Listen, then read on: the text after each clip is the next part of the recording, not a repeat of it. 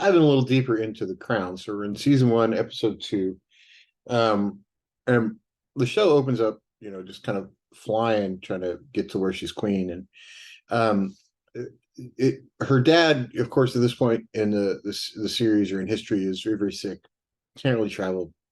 Just had surgery to remove, I think, one complete lung and part of another one or something, but at least one complete lung. But they bought him a little bit of time, so he was still around. But it was an international trip to kind of visit parts of the British Empire, and he couldn't go, so he sent Queen Elizabeth, Princess Elizabeth, and Philip instead of himself. And it was kind of interesting because she didn't really feel like she was ready for it, and nobody really felt like she was ready for it. Even Philip was like, "Are we going to leave the kids? And they're not going to have either mom or dad. They're just going to be left with servants, right?" So it's sort of a struggle. And as a parent, I know I struggle when I have to go off for work reasons. This is the 1940s, right? She's going off for months to go do something, and her kids are going to be left with, not unattended, obviously, because house full of servants, but still not mom and dad. It's a lot different. Um, so I can see the draw from either side. She's like, she wants to be human, she wants to stay home, she wants to go, she wants to serve her country, she wants to do what her dad wants. So she's got this whole, person and a person and a person thing going on. And it was kind of interesting. And they eventually go on the trip. We'll get to that in a second. The episode also dives into something that made me think a little bit more this time through than I'm watching it more objectively. Winston Churchill, by all accounts, was a dick. Okay, just he's an asshole. Right? Let's just put it out there. He was hard to work for. He was not pleasant. A great statesman, helped defeat Hitler, all that stuff. Got it. Kind of an asshole. Um, but it was tolerated, and it he was sort of necessary for the time because leaders like him and others, and certainly all the soldiers and all the international efforts and everything led to the defeat of Hitler. But my question is, would that behavior be tolerated today if a person like that was necessary?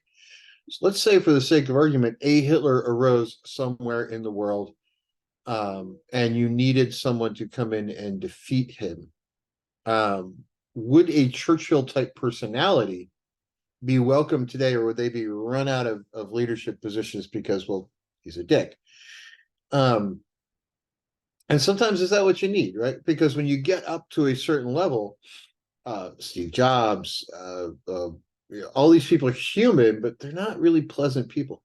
Um, Elon Musk, he might actually be a cyborg. Jury's still out on that one. But if you think about big world leaders, some of them are not very pleasant people. Queen Elizabeth notwithstanding. But was she a Winston Churchill? Was she would she have dropped the bomb had she had the ability? Although she was in the war, she was an auto mechanic, which I still find fascinating. But would someone like that be tolerated today if they were a necessary evil to bring about some lasting change in the world that we necessarily needed? And I'm not sure they would be. I think they might be run out. So I think the next time a Hitler like that kind of arises, we might all be screwed. But we'll let that part go for another day. Uh, Now, one of the things I want to get back to is, in the first video we talked about Philip kind of being like a man's man, right? He was like a dude. He was this larger than life kind of guy. But he was married to the princess and future queen of England. So him being larger than life and being none of that mattered. He got overshadowed, right? A great spotlight could have been on him throughout his entire life and throughout his entire career. And that's great. But there was a bigger spotlight put on his wife, and that meant he's off in the shadows. And I think this part of the story that was in the show was actually happened, if I understand it correctly. They were in Africa, looking at part of the British Empire, one of the countries that were part of the British Empire at the time. And they were in the back of one of the African nations. And they were going to go up in this little observation hut and see things where it's safe to be away from the animals. And on their way there, they come across this rampaging elephant. And if you're a human and up against an elephant, I don't care, unless you have, like, a tank, the elephant pissed off is going to win that fight. You can shoot it, and it's like Mongo from Blazing Saddles. You're only going to make it mad, right? So Philip like stares down the elephant, and I know if you run, it makes them chase you. But he stood there while his wife slowly walked away with their guide or their security, and made her way up to the hut. Any man should do that sort of stuff, but this dude did it by himself.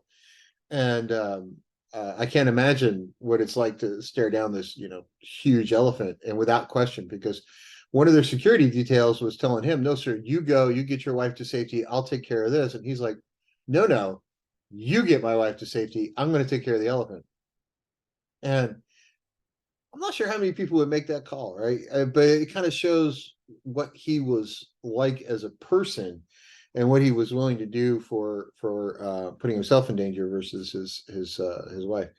And so I think it says a lot about his personality, that little incident does. But anyway, most of the way, part of the way through this episode, her father passes away, the king dies, and there's this big rush, because remember, this is the 1940s. News is about to break. It's about to hit the radio. It's about to go out on the news wires. And yes, they have radio, but TV's not a thing yet. You can't just pick up a cell phone and call. They can't just, she's not carrying a phone with her out on safari, right? There's no landline out there. Radio's not, I mean, how do you get that news to her before she gets it from the radio? And I've lost both my parents, and I kind of appreciated the call, right? And this is, much more modern times where people can get me pretty fast, pretty easy anywhere I want. I've got cell phones, landlines forever. So I don't have a landline anymore, but I cell phones, and certainly it's a lot easier to get somebody. It was a panic trying to get her to fill her in before she heard it on the radio, and it broke on the radio before she heard, and people that were around her at the time heard, and like were running off to tell her. And and of course she's a princess, so everybody wants to be for her to be treated very specifically. But now, with the passing of her father, she's the queen. But I can't imagine as a human or as a person what it would have been like had I found out about the passing of my dad on radio or TV. I mean, my dad wasn't famous, and outside of his industry. He was inside his industry. He was well respected, but certainly he wasn't somebody who would make the AP Newswire when he passed away. I'm not. 99.99999% of us are not going to be a press report that breaks on the radio or TV, or they're not going to break into news. It's very rare that happens. But with her dad, it did, and I can't imagine what it would be like as a person finding about the passing of your father by something other than somebody coming up and just politely telling you and whatnot. But when that happens, even the show, you can see her entire demeanor change. She quits being princess and she starts being queen. Her body language changes. The way she approaches problems changes. Everything about her personality changes, because now she's the sovereign, right? So she's and the show really kind of, I think, does a good job of bringing that forward. And the other thing I can't imagine as a human what it's like is her father just passes, right? And now there's all this politics of the funeral, of how's the funeral going to work, who's going to be there, who's going to sit where. Oh, we can't sit this person here, it'd be politically insulting. This person over there, that person can't come. And remember, her own uncle had advocated the throne. Everybody was kind of pissed off at him still, and nobody wanted him there. But his brother just died, right? So you got to let the guy come. But even her grandmother, which was the mother, was like, no, he doesn't get to be there. He needs to go. I mean, that was kind of, the family was having this internal moment of strife, and here this guy wants to come to his brother's funeral, but he can't because he left the queen. He left being the sovereign of the king to go marry the woman he loved. Yeah, a whole bunch of stuff going on that I think is stuff I just didn't really know about, and I think shows a lot about the number of directions that somebody in this kind of position gets pulled, because having a parent pass away is a stressful enough experience, much less having it be a parent pass away where now Winston Churchill, 53 world leaders, and 60 other people want to tell you how you have to have the funeral instead of just how you want to have the funeral for your dad. And I'm not trying to say feel sorry for the royal family. I'm not doing that. I'm just saying, think about that for a second. As a human being, what that would be like, having other people dictate the celebration or passing of your parents, or celebration of their life, or tell you how to mourn, or have all these rules and regulations about, okay, your dad's passed away, now you need to do this, here's how we stage manage it, right? That's not really the headspace people are in. So I found this episode really kind of interesting because it kind of digs deep into that.